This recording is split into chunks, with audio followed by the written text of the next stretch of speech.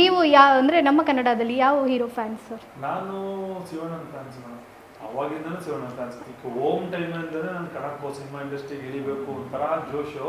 But ಈಗ ದೊಡ್ಡ ದೊಡ್ಡ ಸ್ಟಾರ್ಗಳೆಲ್ಲ ಇದ್ದಾರೆ, ಅವರು ಇಷ್ಟ ಇಲ್ಲ ಅಂತಲ್ಲ. ನಾವು ಕನ್ನಡಿಗರು ಸಿನಿಮಾದಲ್ಲಿ ಯಾರು ಮಾಡೋದು ನಮ್ಗೆ ತುಂಬ ಇಷ್ಟ ಇದೆ.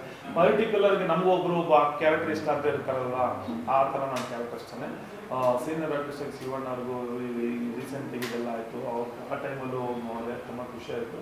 ಬಟ್ ಈ ಕನ್ನಡ ಇಂಡಸ್ಟ್ರಿ ಯಾರೇ ಸಿನಿಮಾಗಳು ಮಾಡಿದ್ರು ಕನ್ನಡ ಇಂಡಸ್ಟ್ರಿ ಬೆಳಿಬೇಕು. ಈ KGF ಕಾಂತಾರ ಮಾಡಿದ ತಕ್ಷಣ ಕನ್ನಡ ಇಂಡಸ್ಟ್ರಿಲಿ ಅದೇ ಥರ ಮೇಕಿಂಗ್, ಅದೇ ಥರ ಸಿನಿಮಾಗಳು ಬರ್ಬೇಕಂತ ಎಕ್ಸ್ಪೆಕ್ಟೇಷನ್ ಮಾಡ್ತಾರೆ. ದುಡ್ಡಿರೋರು ಮಾಡ್ತಾರೆ, ದುಡ್ಡಿರೋರು ಏನು ಮಾಡ್ತಾರೆ ನಾನು ಹೇಳೋದು. ಈಗ ತೆಲುಗು, ತಮಿಳು, ಹಿಂದಿಲೆಲ್ಲ ಅದೇ ಥರ ಸಿನಿಮಾಗಳು ಬೇಕು ಅಂತ ಕೇಳ್ತಾರೆ. ಈಗ ದೊಡ್ಡ ದೊಡ್ಡ ಸ್ಟಾರ್ ದೊಡ್ಡ ಕೋಟಿ ಹಾಕಿ ದೊಡ್ಡ ಸಿನಿಮಾ ಮಾಡಿದಾಗ ಇನ್ನಂತ ಬೇರೆ ಸಿನಿಮಾಗಳೆಲ್ಲ ಅದೇ ಥರ ಮಾಡ್ಬೇಕಂದ್ರೆ ಎಲ್ಲಿ ತರ್ತಾರೆ ದುಡ್ಡು? ಯಾಕಂದ್ರೆ ಮ್ಯಾಮ್ ಈಗ ನೋಡಿ, ಈ ಸಿನಿಮಾದಲ್ಲಿ ತುಂಬಾ ಒಳ್ಳೆ ಬಜೆಟ್ ಸಿನಿಮಾ ಮಾಡಿದ್ದಾರೆ, ಹೊಸಬ್ರನ್ನ ಹಾಕೊಂಡು ಮಾಡಿದ್ದಾರೆ ಆಯ್ತಾ. ಇವಾಗ ನಮಗೆ ಓಕೆ, ಇವಾಗ ಅದೇ ಈಗ ಹೊಸಬ್ರು ಯಾವುದೊಂದು ಒಳ್ಳೆ ಕಂಟೆಂಟ್ ಇಟ್ಕೊಂಡು ಒಂದು ಸಿನಿಮಾ ಬರುತ್ತೆ. ಈಗ ಹೊಸಬ್ರು ಅಂತ ಹೇಳಿಬಿಟ್ಟು ಜನರು ನೋಡೋದೋದ್ರೆ ಅದಕ್ಕೆ ಎಲ್ಲರೂ ಬೆಳಿಬೇಕು, ಹೊಸಬ್ರು ಬೆಳಿಬೇಕು. ಇವಾಗ ಶಿವಣ್ಣ ಅವರು ಫ್ಯಾನ್ ಅಂತ ಹೇಳಿದಾಗ ಅವ್ರು ಹೊಸಬ್ರಿಗೆ ತುಂಬ ಅವಕಾಶಗಳು ಕೊಡೋದಾಗಲಿ, ಸಪೋರ್ಟ್ ಮಾಡೋದಾಗಲಿ, ಒಂದು ಬ್ಯಾಕ್ ಬೋನ್ ಆಗಿ ನಿಂತ್ಕೊಳ್ತಾರೆ ಶಿವಣ್ಣ ಅಂತ ಹೇಳ್ಬೋದು. ಸೊ ನೀವು ಈ ಸಿನಿಮಾದ ಟ್ರೈಲರ್ ತೋರಿಸೋದಾಗಲಿ, ಸಾಂಗ್ ಏನಾದರೂ ತೋರಿಸಿ ಅವ್ರ ಕಡೆಯಿಂದ ಏನಾದರೂ ಸ್ಟಾರ್ಟಿಂಗ್ ಅವ್ರಿಗೆ ಮುಹೂರ್ತಕ್ಕೆ ನಾವೇನೇ ಹೇಳಿದ್ದು, ಫಸ್ಟ್ ಸಿನಿಮಾ ನಂದು ಮುಹೂರ್ತ ಆದಾಗ ಅವರೇ ಫಸ್ಟ್ ಬಂದು ಮುಹೂರ್ತ ಮಾಡಿದ್ದು. ಅದಾದ್ಮೇಲೆ ನಮ್ಮ ಟೀಸರ್ನ ಲಾಂಚ್ ಮಾಡಿದ್ದು ಧ್ರುವ ಸರ್ಜರು ನಮಗೆ ತುಂಬ ಸಾಥ್ ಕೊಟ್ಟಿದ್ದಾರೆ. ಯಾಕೆಂದರೆ ಧ್ರುವ ಸರ್ಜರ್ನ ನಾವು ಬಿಡೋಕ್ಕಾಗಲ್ಲ. ಅವಾಗ ಸ್ಟಾರ್ಟಿಂಗ್ ಬಂದು ಸುನಾಮಿ ಥರ ಜನ ಬರ್ತಾರೆ, ಸುನಾಮಿ ಥರ ಮೇಕಿಂಗ್ ಇದೆ, ಸುನಾಮಿ ಥರ ಸ್ಟಂಟ್ಸ್ ಮಾಡಿದೆ ಅಂತ ತುಂಬ ಹೇಳಿದ್ರು. ತುಂಬ ಬೆನ್ನೆಲುಬಾಗಿ ನಿಂತಿದ್ದಾರೆ. ಅವ್ರಿಗೂ ಒಳ್ಳೇದಾಗಬೇಕು, ನೆಕ್ಸ್ಟ್ ಕೇಳಿ ಅಂತ ಬರ್ತಿದ್ದೆ. ಆ ಸಿನಿಮಾಗೂ ಒಳ್ಳೇದಾಗಲಿ. ಅದೇ ಥರ ನಮ್ಮ ಸಿನಿಮಾಗೆ ಇಂಥವ್ರು ಇಲ್ಲ ಅಂತಲ್ಲ, ನಾವು ಯಾರಿಗೂ ವೈರಿಗಳಾಗಿಲ್ಲ, ಯಾರಿಗೂ ಕಾಂಟ್ರವರ್ಸಿ ಮಾಡ್ಕೊಂಡಿಲ್ಲ, ಯಾರ ಹತ್ರನೂ ಜಗಳನೂ ಮಾಡ್ಕೊಂಡಿಲ್ಲ. ನಮ್ಮ ಕೆಪಾಸಿಟಿ ನಮ್ದೇನಿದೆ, ನಮ್ಮ ಬಜೆಟಲ್ಲಿ ಇರೋ ಆ ಥರ ಸಿನಿಮಾ ಮಾಡ್ಕೊಂಡು ಹೋಗ್ತಾ ಇದ್ದೀವಿ. ಒಳ್ಳೆ ಕಂಟೆಂಟು, ಒಳ್ಳೆ ಕತೆ, ಒಳ್ಳೆ ಸಿನಿಮಾನ ಕನ್ನಡಿಗರು ಯಾವತ್ತೂ ಕೈ ಬಿಟ್ಟಿಲ್ಲ. ಹಿಸ್ಟ್ರಿನೇ ಇದೆ, ಕನ್ನಡ ಇಂಡಸ್ಟ್ರಿ ದೊಡ್ಡ ಹಿಸ್ಟ್ರಿ ಇದೆ. ಅಂಥದ್ದು ಸಿನಿಮಾಗಳೇ ಬೆಳೆದ್ಬಿಟ್ಟಿದೆ. ಎಂಥದ್ದು ದೊಡ್ಡ ಪರಭಾಷೆಗಳು ಸಿನಿಮಾಗಳು ರಿಲೀಸ್ ಆದರೂ ನಮ್ಮ ಕನ್ನಡ ಸಿನಿಮಾನ ಅದ್ರ ಮುಂಚೆನೇ ಗೆದ್ದಿದೆ. ಆ ಥರ ಹಿಸ್ಟ್ರಿ ಇರೋದ್ರಿಂದ ನಮ್ಮ ಕೋರನ್ನು ಗೆಲ್ಲಿ ಅನ್ನೋದೇ ನಮ್ಮ ಆರೈಕೆ. ಯಾಕೆ ಕನ್ನಡ ಸಿನಿಮಾ ಗೆಲ್ಲಬಾರ್ದು ಹೇಳಿ? ಬೇರೆ ಸಿನಿಮಾನೇ ನೋಡಬೇಕು, 200-300 ರೂಪಾಯಿ ಟಿಕೆಟ್ ಕೊಟ್ಬಿಟ್ಟು 500 ರೂಪಾಯಿ 1500 ರೂಪಾಯಿ ಕೊಟ್ಬಿಟ್ಟು ಟಿಕೆಟ್ ನೋಡ್ತೀವಿ. ಇವಾಗ ನಮ್ಮ ಕನ್ನಡ ರಾಜ್ಯ ಸರ್ಕಾರ ಏನು ಮಾಡಿದೆ, ಕಮ್ಮಿ ಮಾಡಿದೆ. ನಮ್ಗೆ ಎಷ್ಟು ಬೇಕೋ ಅಷ್ಟಲ್ಲೇ ಕೊಟ್ಟು ನೋಡಿ, ನಮ್ಮ ಕನ್ನಡ ಸಿನಿಮಾನೇ ಗೆಲ್ಲಿ ಅನ್ನೋದು ನನ್ನ ಆಸೆ ಅಷ್ಟೇ. ಇವಾಗ ಒಂದು ಇನ್ಸಿಡೆಂಟ್ ಹೇಳಿದ್ರು, ಅದೇ ಅವಾಗಲೇ ಮಾತಾಡ್ದಂಗೆ ಸಾಂಗ್ ಶೂಟ್ ಟೈಮಲ್ಲಿ ಸ್ವಲ್ಪ ಸ್ಕ್ರ್ಯಾಚ್ ಆಗಿ ಸ್ವಲ್ಪ ಮಿಸ್ ಆಗಿದ್ರು, ಕೆಳಗಡೆನೆ ಬಿದ್ದು ಕಳ್ಕೊಂಡೇ ಬಿಡ್ತಿದ್ವಿ ನಾವು ಕಿಟ್ಟಿ ಅವ್ರನ್ನ ಅಂತ ಹೇಳಿದ್ರು ಸರ್. ಸೊ ಆ ಸಂದರ್ಭ ಹೇಗಿತ್ತು? ಇಬ್ರು ಅದನ್ನ ಅನ್ಕೊಂಡೇ ಇರಲ್ಲ ನೀವು ಆ ಥರದ್ದು? ಇಲ್ಲ, ಆ್ಯಕ್ಚುಲಿ ಅದು ಊಟ ಮಾಡಿಸ್ತಾ ಇರೋಂಥ ಸೀನ್ ನೀವು ಸಾಂಗಲ್ಲಿ ನೋಡ್ಬೋದು. ನಾನು ಬೆಟ್ಟದ ತುದಿಯಲ್ಲಿ ನಾವು ಕೂತಿದ್ದೀವಿ, ಆ್ಯಕ್ಚುಲಿ ಅದು ಊಟ ಮಾಡಿಸ್ತಾ ಇರೋಂಥ ಸೀನು.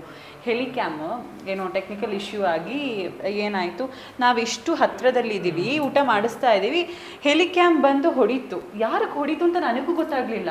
ಅಂದರೆ ಬಂತು, ಝುಮ್ ಅಂತ ಬಂತು ಅಂತ ಗೊತ್ತಾಯ್ತು, ಅಥವಾ ನಂಗೆ ಪಾಸ್ ಆಯಿತು ಏನು. ಇವನು ಅಮ್ಮ ಅಂತ ಕಣ್ಣಿಟ್ಕೊಂಡ, ಅವನು ಅಮ್ಮ ಅಂತ ಕಣ್ಣಿಟ್ಕೊಂಡು ಇನ್ನೇನು ಬೆಟ್ಟದ ಆ ಕಡೆ ಬೀಳ್ಬೇಕು ಅವನು.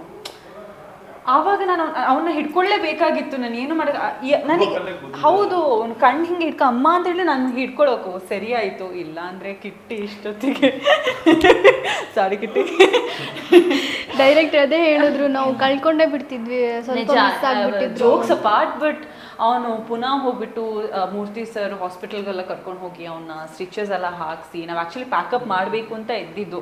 ಯಾಕಂದರೆ ಎಲ್ಲ ನಮಗೆ ಪಾಸಿಟಿವ್ ವೈಬ್ಸ್. ಯಾಕಂದರೆ 12 ವರ್ಷಕ್ಕೆ ಒಂದ್ಸಲಿ ಬಿಡುವಂಥ ಹೂವು, ಜಾಜಿ ಹೂವು ಅಲ್ಲಿ ಚಿಕ್ಕಮಂಗ್ಳೂರಲ್ಲಿ. ಸೊ ಅದು ನಮಗೇನೆ ಸಿಕ್ತು ಶೂಟಿಂಗ್ಗೆ.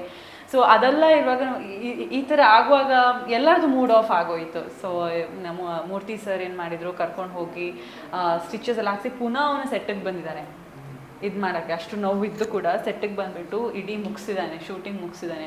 ಅವನು ಫುಲ್ ಟವಲ್ ಕಟ್ಕೊಂಡಿದ್ದಾನೆ ಸೆಕೆಂಡ್ ಪ್ಯಾರದಲ್ಲಿ. ಅದೆಲ್ಲ ಅವನು ಕಣ್ಣಿಗೆ ಹಿಂಗೆ ಕಟ್ಕೊಂಡಿದ್ದಾನೆ. ಆ ಕಡೆ ತೋರಿಸಿಲ್ಲ ನಾವು, ಈ ಕಡೆ ಮಾತ್ರ ತೋರಿಸಿರೋದು. ಸೊ ಕಂಪ್ಲೀಟ್ ಕೊರಿಯೋಗ್ರಫಿನೇ ಚೇಂಜ್ ಆಗೋಯ್ತು.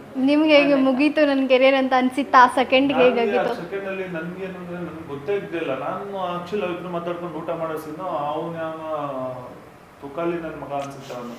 ನನಗೆ ಇವತ್ತು ತುಂಬ ಕೋಪ ಇದೆ ಅಂದಮೇಲೆ. ಹೆಂಗೆ ಒಂದು ಕ್ಯಾಮ್ರಾಮನ್ ಒಂದು ಆರ್ಟಿಸ್ಟ್ ಹೋಗ್ತಾರೆ, ಅಷ್ಟು ಕಷ್ಟಪಟ್ಟ ಮಾಡ್ತಿರ್ತಾರೆ, ಒಂದು ಹೆಚ್ಚು ಕಮ್ಮಿ ಆದರೆ ಏನು ಮಾಡಬೇಕು? ಅವ್ರು ಬರೀ ಕಾಡೊಳಗಡೆ ಬರೀ ಇದ್ದೀವಿ. ಅದಕ್ಕೆ ಎಲ್ಲಿಕ್ಕೆಂತ ತಂದು ಅವ್ನು ಡೈರೆಕ್ಟರ್ ಏನಿದೆ ಅದನ್ನ ಕೆಲಸ ಮಾಡ್ಬೇಕು. ಅವ್ನು ಡಿಫ್ರೆಂಟಾಗಿ ಮಾಡೋಕೆ ಹೋದ್ರೆ ಹಿಂಗೆ ಆಗೋದು. ಈಗ ಅವನೇನೋ ಜೋಶಲ್ಲಿ ಅವನೇನೋ ತೋರ್ಸೋಕೆ ಹೋಗಿ ನಮ್ಮ ಲೈಫ್ ಒಳಗೆ ಅವ್ರ ಅಪ್ಪ ಅಮ್ಮ ಬಂದು ನಮ್ಗೆ ಸಾಕಾಯ್ತಿದ್ದ. ಅದೆಲ್ಲ ಒಂದು ಚಿಕ್ಕ ಇದ್ರಲ್ಲಿ ನಡೆಯುವಂತ ಘಟನೆಗಳು ತುಂಬಾ ಕೇರ್ಫುಲ್ ಆಗಿರ್ಬೇಕು. ಮಾಡ್ಬೇಕಿತ್ತು, ಅವ್ನು ಬಂದು ಮಾಡ್ಬೇಕು ಅಂತ ಮಾಡಿಲ್ಲ ಅವರು ಕೂಡ, ಅವರು ಏನೋ ಮಿಸ್ಟೇಕ್ ಆಗಿ ಮಾಡಿದ್ರು. ಬಟ್ ತುಂಬಾ ತಪ್ಪು. ಅಂತ ಟೆಕ್ನಿಷಿಯನ್ಗಳು ಏನ್ ಮಾಡ್ಬೇಕು ಅಂತ ಗೊತ್ತಿಲ್ಲ ಅಂದ್ರೆ ಮನೇಲಿ ಇರ್ಬೇಕು, ಕೆಲಸ ಮಾಡಕ್ ಬಂದಿಲ್ಲ ಅಂದ್ರೆ. ಈಗ ಯಾರು ನನಗ್ ಬೀಳೋದ್ ಬಂದು ಇವಳಿಗೆ ಬಿದ್ದಿದ್ರೆ ಇವತ್ತಿನ ಕೂತ್ಕತ್ತಿರಲಿಲ್ಲ, ಮುಖ ಬ್ಲಾಸ್ಟ್ ಆಗಿರೋದಿಲ್ಲ. ಅವಾಗ ನಾನು ಟವಲ್ ಕಟ್ಕೊಂಡು ಊಟ ಮಾಡ್ಸೋ ಸೀನ್ ಇತ್ತು, ಒಂದ್ ಸ್ವಲ್ಪ ಏಟಾಯ್ತು, ಏನೋ ಗಂಡು ಸರ್ತೆ ಕಡ್ಕೊಂಡು ಅಪ್ಪಿ ತಪ್ಪಿ ಇವಳು ಕೆನ್ನೆಗಿನ್ನಾಗಿ ಬಿದ್ದಿದ್ರೆ ಇವಳು ಲೈಫ್ ಸ್ಕ್ರಾಪ್. ನಾನು ಅವತ್ತು ಹೇಳಿದ ಕೇಳಿ ಮೀಡಿಯಾದಲ್ಲಿ ಹೇಳಿದ್ದೆ, ಒಂದು ಆರ್ಟಿಸ್ಟ್ ಮೇಲೆ ಮುಖನೇ ತುಂಬಾ ಮುಖ್ಯ ಅಲ್ವಾ ಅವರಿಗೆ. ಇಬ್ಬರಿಗೂ ಬಿದ್ದಿದ್ರೆ ಏಟು ಕೇರ್ಫುಲ್ ಆಗಿ ಮಾಡ್ಬೇಕು. ಅದೊಂದು ತುಂಬಾ ಬೇಜಾರಾಯ್ತು.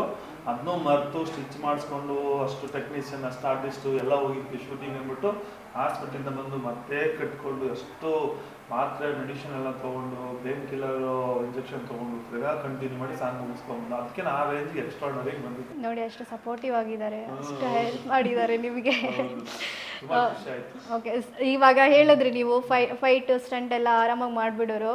ಈ ರೊಮ್ಯಾಂಟಿಕ್ ಸೀನ್ ಅಂದರೆ ಲವ್ ಸೀನ್ ಅಂದರೆ ಸ್ವಲ್ಪ ನಾಚಿಕೆ ಜಾಸ್ತಿ ಅಂತ. ಸೊ ಯಾವ ಥರದ ಟ್ರೈನ್ ಮಾಡಿದ್ರಿ? ಯಾವುದು ನಿಮ್ಗೆ ತುಂಬ ಟೆನ್ಷನ್ ಆಗಿರೋದು ಹೇಳ್ಕೊಡು. ಇಲ್ಲ ಟೆನ್ಷನ್ ಅಂತ ಅಲ್ಲ, ಬಟ್ ಇನ್ನೇನಂದ್ರೆ ಅದು ಆ್ಯಕ್ಚುಲಿ ಫಾಲ್ಸ್ ಮೇಲೆ ನಾವು ನಿಂತ್ಕೊಂಡಿರ್ತೀವಿ. ಆ್ಯಕ್ಚುಲಿ ಅಲ್ಲಿ ಹೋಗೋದೇ ತುಂಬ ದೊಡ್ಡ ಕಷ್ಟ. ನಮ್ಮ ಡೈರೆಕ್ಟರ್ ಸರ್ ಹತ್ತು ಬಿಡಿ ಇಬ್ರು ಅಂತ ಹೇಳಿದ್ರು. ಅದು ಆ್ಯಕ್ಚುಲಿ ಇರಲೇ ಇಲ್ಲ. ನೀವು ಫಾಲ್ಸ್ದು ಮೇಲೆ ನಾವು ಹೋಗ್ಬಿಟ್ಟು ಶೂಟ್ ಮಾಡಿದ್ವಿ, ನೋಡಿರ್ಬೇಕು. ಲೊಕೇಶನ್ ತುಂಬ ಚೆನ್ನಾಗಿದೆ ಅಂತ ಹೇಳ್ಬಿಟ್ಟು ಏನು ಪ್ರಿಕಾಷನ್ಸ್ ಇಲ್ಲದೆ ಹತ್ತು ಬಿಡಿ ಅಂತ. ಅದಕ್ಕೆ ನಾವು ಹೆಂಗೋ ಹೋಗಿ ಆ ಸೀರೆ ಹಾಕೊಂಡು ಕಷ್ಟಪಟ್ಕೊಂಡು ಎತ್ಕೊಂಡು ಮಾಡ್ಕೊಂಡು ಹತ್ತಿದ್ವಿ. ಹತ್ಬಿಟ್ಟು ಇವ್ನು ಮಾಡ್ಬೇಕು ತಾನೆ ಅಲ್ಲಿ ರೊಮ್ಯಾಂಟಿಕ್ಸ್ ಏನೇನೋ ಬಾ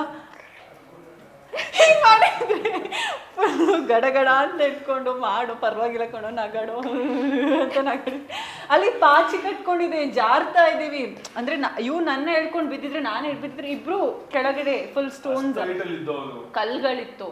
ಹಾಗಾಗಿ ಸ್ವಲ್ಪ ನಗಾಡೋ ಅಲ್ಲಿ ಮೈಕು ಅಂದರೆ ನೀರಿನ ಶಬ್ದಕ್ಕೆ ಮೈಕ್ ಕೂಡ ಸರಿಯಾಗಿ ಕೇಳಿಸ್ತಾ ಇರಲಿಲ್ಲ. ತುಂಬ ಕೆಳಗಡೆ ಇದ್ರು ಅವರೆಲ್ಲರೂ, ನಾವು ಮೇಲೆ ಇದ್ವಿ. ಸೊ ಏನೋ ಹೇಳ್ತಾ ಇದ್ರೆ ಸ್ವಲ್ಪ ಮಾಡೋ ಅಲ್ಲಿ ಹೆಲಿಕ್ಯಾಮ್ ಬೇರೆ ಬರ್ತಾ ಇದೆ ಹತ್ರ, ಮಾಡು ಸ್ವಲ್ಪ ನಗಾಡೋ. ಅದು ಇಲ್ಲ, ಯಾಕಂದರೆ ನಾನು ಅಲ್ಲಿ ಬೀಳ್ತೀನಿ ಅಂತ ನನಗೆ ಭಯ, ಇವನಿಗೆ ಮಾಡೋಕ್ಕಾಗ್ತಿಲ್ಲ. ಮತ್ತೆ ಅದಾದ್ಮೇಲೆ ಬೇರೆ ಸೀನ್ಸಲ್ಲೆಲ್ಲ ಸ್ವಲ್ಪ ನಗಾಡ್ಬಿಟ್ಟು ಮಾಡು ಪರವಾಗಿಲ್ಲ ಕೈ, ಮತ್ತೆ ಏನೋ ಜೋಶ್ ತುಂಬಿಸಿರೋದು. ಅಲ್ಲ ಯಾಕೆ ಅಮ್ಮ ಬೈತಾರ ಅಂತ ಭಯ ಆಯ್ತಾ? ಟೆನ್ಷನ್ ಫೈನಲ್ ಈ ಟ್ರೈಲರ್ ಎಲ್ಲ ನೋಡಿದಾಗ ಮನೆಯಲ್ಲಿ ಯಾವ ತರ ರೆಸ್ಪಾನ್ಸ್ ಇತ್ತು? ಅಮ್ಮ ಎಲ್ಲ ಏನ್ ಹೇಳಿದ್ರು? ತುಂಬಾ ಇಷ್ಟಪಟ್ರು. ನನ್ನ ಮಗನ ರಿಯಾಲಿಟಿ ಶೋ ಮಾಡಿದ್ದೆ, ಕಷ್ಟಪಟ್ಟು ಸಾಕಿತ್ತು, ಒಂದು ಹೆಸರು ಮಾಡ್ದ ಯಾವತ್ತನ್ನೋದು ತುಂಬಾ ಖುಷಿ ಪಟ್ರು.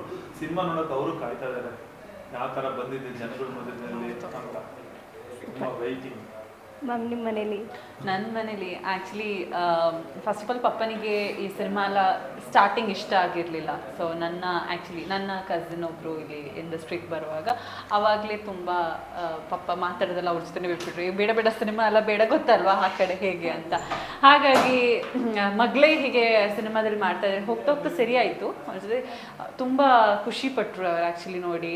ಆ್ಯಕ್ಚುಲಿ ಟ್ರೈಲರ್ ಸಾಂಗ್ ಎಲ್ಲ ನೋಡಿಬಿಟ್ಟು ಅವರಿಗೆ ಒಂದು ಗ್ಲಿಮ್ಸ್ ಕಣ್ಣಲ್ಲಿ ನೀರು ಕೂಡ ಬಂತು. ಅದೆಲ್ಲ ಆ್ಯಕ್ಚುಲಿ ಒಂದು ಮೂಮೆಂಟ್ ನಮಗೆ ಅಲ್ವಾ, ಒಂದು ಮಗಳು ಹೀಗೆ ಮಾಡ್ತಾ ಇದ್ದಾರೆ ಅಂತ ಅನ್ನುವಾಗ. ಸೊ ಇಷ್ಟ ಇದೆ. ಆ್ಯಕ್ಚುಲಿ ಅವ್ರು 1 ವರ್ಷದಿಂದ ಕಾಯ್ತಾನೆ ಇದ್ದಾರೆ ಯಾವಾಗ ಸಿನಿಮಾ ರಿಲೀಸ್ ಅಂತ, ಫ್ರೆಂಡ್ಸ್ ಆಗಲಿ ನನ್ನ ಫ್ಯಾಮಿಲಿ ಆಗಲಿ. ಸೊ ಇನ್ನೇನು ಏಪ್ರಿಲ್ 18th ಹತ್ರ ಬಂದೇ ಬಿಡ್ತು ಸಿನಿಮಾ ರಿಲೀಸ್ಗೆ. ಸೊ ಅವರು ಕಾಯ್ತಾ ಇದ್ದಾರೆ. ಅವ್ರು 2 ದಿನ ಮುಂಚೆನೇ ಬರ್ತಾ ಇದ್ದಾರೆ ಬೆಂಗಳೂರಿಗೆ. So excited. Finally April 18th cinema release ಆಗ್ತಿದೆ, ಆಡಿಯನ್ಸ್ಗೆ ಏನು ಹೇಳ್ತೀರಾ? ಹೇಳ್ಬಿಡು. ಎಲ್ರಿಗೂ ನಮಸ್ಕಾರ. ನಾನು ನಿಮ್ಮ ನೋಡಿದ ಸುನಾಮಿ ಕಿಟಿ ಮಾತಾಡ್ತಾ ಇದ್ದೀನಿ. ತುಂಬ ಖುಷಿ ಆಗ್ತಿದೆ. ನಾವು ಕಷ್ಟಪಟ್ಟು ಇಷ್ಟಪಟ್ಟು ಮಾಡಿರುವಂಥ ಸಿನಿಮಾ ಕೋರ ಇದೇ ತಿಂಗಳು ಏಪ್ರಿಲ್ 18ನೇ ತಾರೀಕು ಸಿನಿಮಾ ರಿಲೀಸ್ ಆಗ್ತಿದೆ ಇಡೀ ಕರ್ನಾಟಕ ರಾಜ್ಯಾದ್ಯಂತ. ನೀವು ಎಲ್ಲರೂ ಬಂದು ಸಿನಿಮಾನ ಥಿಯೇಟ್ರಲ್ಲೇ ನೋಡಿ. ಎಲ್ಲ ಡಿಸ್ಟ್ರಿಕ್ಟ್ ಎಲ್ಲ ಊರುಗಳಿಗೂ ಸಿನಿಮಾ ರಿಲೀಸ್ ಆಗ್ತಿದೆ, ಎಲ್ಲ ಥಿಯೇಟ್ರ್ಗಳು ಕೊಡ್ತಾ ಇದ್ದಾನೆ. ದಯವಿಟ್ಟು ಹೊಸ ಸಿನಿಮಾಗಳನ್ನ ಗೆಲ್ಲಿಸಿ, ಆರೈಸಿ, ಹೊಸ ಪ್ರತಿಭೆಗಳನ್ನ ಬೆಳೆಸಿ. ರಿಯಾಲಿಟಿ ಶೋ ನನಗೆ ಎಷ್ಟು ವೋಟ್ ಮಾಡಿ ಗೆಲ್ಸಿದ್ದಾರೆ, ಅದೇ ಥರ ಕೋರೋನಾ ನೋಡಿ ಗೆಲ್ಲಿಸಿ. ನಿಮಗೆ ಕಂಟೆಂಟು ಯಾವುದರಲ್ಲೂ ಕಮ್ಮಿ ಇಲ್ಲ ಅನ್ನೋ ಥರ ಸಿನಿಮಾ ಮಾಡಿದ್ದೀವಿ. ಒಳ್ಳೆ ಆ್ಯಕ್ಷನ್ ಇದೆ, ಸೆಂಟಿಮೆಂಟ್ ಇದೆ, ಎಮೋಷನ್ ಇದೆ, ಕ್ಯೂಟ್ ಲವ್ ಸ್ಟೋರಿ ಇದೆ, ಎಲ್ಲ ತುಂಬ ಇದೆ. ನೀವು ಬಂದು ಆಶೀರ್ವಾದ ಮಾಡಿ ಆರೈಸಿ, ನನ್ನ ಬೆಳೆಸಿ. ಓಕೆ ಸೊ ಇದೇ ಏಪ್ರಿಲ್ 18ಕ್ಕೆ ನಮ್ಮ ಕೋರಾ ಸಿನಿಮಾ ರಿಲೀಸ್ ಆಗ್ತಾ ಇದೆ. ಸೊ ಒಂದು ಕ್ಯೂಟ್ ಆದ ಒಂದು ಎಂಟರ್ಟೈನ್ಮೆಂಟ್ ಸಿನಿಮಾ ಅಂತಲೇ ಹೇಳ್ಬೋದು. ಪ್ರತಿಯೊಬ್ಬರು ಕಲಾವಿದರು ಕೂಡ ಪಾತ್ರ ಅದರಲ್ಲಿ ಜೀವಿಸಿ ಮಾಡಿದ್ದಾರೆ, ಒಂದು ಜೀವ ಕೊಟ್ಟಿದ್ದಾರೆ ಆ ಪಾತ್ರಕ್ಕೆ ಅಂತ ಹೇಳ್ಬೋದು. ಸೊ ಯಾರನ್ನು ಕೆಳಗಡೆ ಬೀಳಿಸ್ಬೇಡಿ. ಸೊ ನೀವೆಲ್ಲರೂ ನಿಮ್ಮ ಕುಟುಂಬ ಸಮೇತ ನಿಮ್ಮ ಫ್ರೆಂಡ್ಸ್ ಜೊತೆ ಬಂದುಬಿಟ್ಟು ಈ ಸಿನಿಮಾ ನೋಡಿ ಅಂತ ಕೇಳ್ಕೊತಾ ಇದ್ದೀನಿ. ಅಲ್ಲ ಸರ್, ಶಿವಣ್ಣ ದೊಡ್ಡ ಫ್ಯಾನ್ ಅಂತ ಹೇಳ್ತೀರಾ, ಶಿವಣ್ಣ ಜೊತೆನೇ ಸಿನಿಮಾ ಬರ್ತಾ ಇದೆಯಲ್ಲ, ಇದಕ್ಕೇನು ಹೇಳ್ತೀರಾ? ಶಿವಣ್ಣ ಅವರು ಬರ್ತಿರೋದು ಅವರು ಗೆಸ್ಟ್ ಅಪಿಯರೆನ್ಸ್ ಆಗಿ ಮಾಡಿದ್ದಾರೆ. ಅವರ ಆಶೀರ್ವಾದ ನನ್ನ ಮೇಲಿದೆ, ನಾವು ಜೊತೆಗೆ. ಸೂಪರ್. ಇನ್ನೇನು ಸಿನಿಮಾ ರಿಲೀಸ್ ಆಗ್ತಾ ಇದೆ, ನಿಮ್ಮ ಸಿನಿಮಾಗೆ ನಿಮಗೆ ಆಲ್ ದ ಬೆಸ್ಟ್. ಖುಷಿ ಆಯಿತು ನಿಮ್ಮ ಜೊತೆ ಮಾತಾಡಿ. Thank you. Thank you. SS TV cinema ಜಗತ್ತಿನ ಕ್ಷಣ ಕ್ಷಣದ ಸುದ್ದಿಯೊಂದಿಗೆ.